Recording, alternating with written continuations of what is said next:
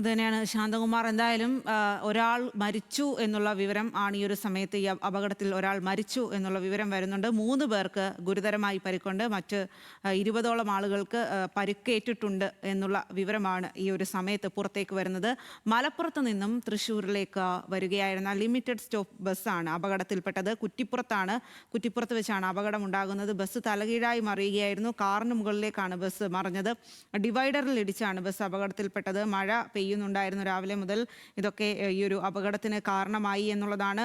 Bus ഇപ്പോൾ crane ഉപയോഗിച്ച് ഉയർത്താനുള്ള ശ്രമമാണ് നടക്കുന്നത്. പോലീസും ഫയർഫോഴ്സുമാണ് രക്ഷാപ്രവർത്തനത്തിനായി എത്തിയത്. ഈ സംഭവ സ്ഥലത്ത് ഇപ്പോൾ പോലീസും ഫയർഫോഴ്സും ഉണ്ട്. നാട്ടുകാരും ചേർന്നാണ് ആദ്യം പ്രാഥമികമായി രക്ഷാപ്രവർത്തനം നടത്തിയത്. രാവിലെ 10:30 കൂടിയിട്ടാണ് അപകടം സംഭവിക്കുന്നത്. പ്രസാദ് ഉടുമ്പശ്ശേരിയിലേക്ക്. പ്രസാദ്, എന്തായാലും ഒരാൾ മരിച്ചു, 3 പേരുടെ നില ഗുരുതരം, മറ്റ് 20ഓളം ആളുകൾക്ക് പരിക്കുണ്ട് എന്നുള്ള വിവരമാണ്. അപ്പോൾ ഇവരെയൊക്കെ ഏത് ആശുപത്രിയിൽ എവിടെയൊക്കെയാണ് പ്രവേശിപ്പിച്ചിരിക്കുന്നത്? അതുപോലെ തന്നെ ഈ ബസ് ഉയർത്താനുള്ള കാര്യങ്ങളൊക്കെ എങ്ങനെയാണ് ഇപ്പോൾ അവിടെ നടക്കുന്നത്? സ്വാതി, ഇപ്പോൾ ഏറ്റവും ആദ്യം അപകടത്തിൽപ്പെട്ട ആളുകളെ മുഴുവൻ ആശുപത്രിയിലേക്ക് മാറ്റുക എന്നുള്ളതാണ്. ഏറെക്കുറെ ഇപ്പോൾ പൂർണ്ണമായും ആളുകളെ ആശുപത്രിയിലേക്ക് മാറ്റി കഴിഞ്ഞിട്ടുണ്ട്. 20 പേർക്കാണ് പരിക്ക് പറ്റിയിട്ടുള്ളത്. അതിൽ 3 പേരുടെ നില അതീവ ഗുരുതരമാണ് എന്നുള്ളതാണ് രക്ഷാപ്രവർത്തനം നടത്തിയ ആളുകളിൽ നിന്നും നമുക്ക് മനസ്സിലാക്കാൻ കഴിയുന്നത്. ഒരാൾ മരിച്ചതായും പറയുന്നത്. അദ്ദേഹത്തിന്റെ പേരുവിവരങ്ങളെല്ലാം തന്നെ ലഭ്യമാകുന്നതേ ഉള്ളൂ. എന്തായാലും വലിയൊരു അപകടം തന്നെയാണ് ഉണ്ടായിട്ടുള്ളത്. കുറ്റിപ്പുറത്ത് അവിടെ ബസ് സ്റ്റോപ്പിന് സമീപം, കുറ്റിപ്പുറം പ്രധാന ജംഗ്ഷന് സമീപത്തെ ബസ് സ്റ്റോപ്പിന് സമീപവും കൈലാസ് ജംഗ്ഷനും അടുത്ത് വെച്ചാണ് ഈ അപകടം ഉണ്ടായിട്ടുള്ളത്. ബസ് തലകീഴായി മറിഞ്ഞ് കാറിന്റെ മുകളിൽ കാറും അതിനടിയിൽ പെടുകയൊക്കെ ഉണ്ടായിട്ടുണ്ട്. കാറ് തലകീഴായി നിൽക്കുന്നു. അതോടൊപ്പം തന്നെ ഈ ഡിവൈഡറിന്റെ മുകളിലേക്കാണ് ബസ് ഇടിച്ചു തെറിച്ച് വീണിട്ടുള്ളത്. അതോടുകൂടി ബസ്സും തലകീഴായി നിൽക്കുന്നു എന്നുള്ളത് തന്നെ അപകടത്തിന്റെ വ്യാപ്തി കൂടാനുള്ള സാധ്യത കൂടുതലാണ്.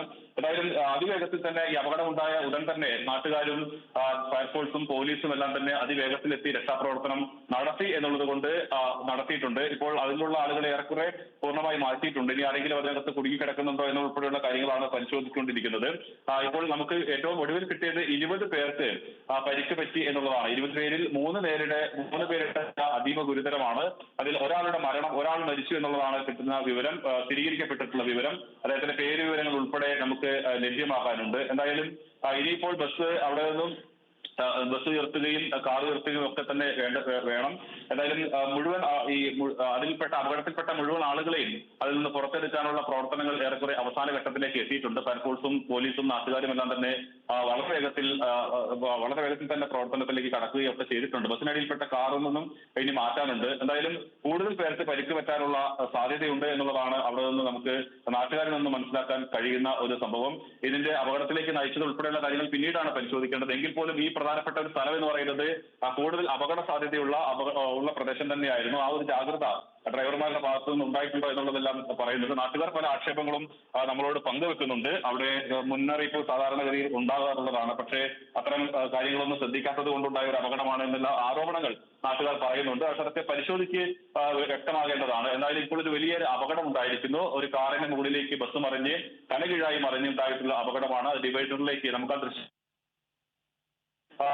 കുറുകെ നിൽക്കുന്ന ബസ്സാണ്. ആ ഡിവൈഡറിൽ ഇടിച്ച് ബസ് 2 ഭാഗമായി നിൽക്കുന്നത് പോലെ ഒരു ഭാഗമാണ് കാണുന്നത്. അതുകൊണ്ട് തന്നെ ഈ തലകീഴായി നിൽക്കുന്നതുകൊണ്ട് തന്നെ അപകടം ആളുകളെല്ലാം തന്നെ വലിയ തോതിൽ പേടിക്കുകയും അതോടൊപ്പം തന്നെ കൂടുതൽ ആളുകൾക്ക് പരിക്ക് പറ്റുകയും ചെയ്യുന്ന ഒരു സാഹചര്യം ഉണ്ടായിട്ടുണ്ട്. നേരിയ മഴയുള്ളത് കൊണ്ട് തന്നെ ഈ റോഡ് വളരെ വേഗത്തിൽ പോകുന്ന ബസ്സിൽ നിന്ന് വളരെ പെട്ടെന്ന് ബ്രേക്ക് പിടിച്ചാൽ കിട്ടാൻ കഴിയാത്ത തരത്തിലേക്ക് പോകുന്ന ഒരു സാഹചര്യം കൂടി ഉണ്ടായിട്ടുണ്ട്. എന്തായാലും ഇപ്പോൾ രക്ഷാപ്രവർത്തനം ഏറെക്കുറെ പൂർത്തിയായിട്ടുണ്ട്. അവിടെ നിന്ന് ബസ്സിൽ കുടുങ്ങിയിട്ടുള്ള ആളുകളെയൊക്കെ തന്നെ എടുത്തു കഴിഞ്ഞു.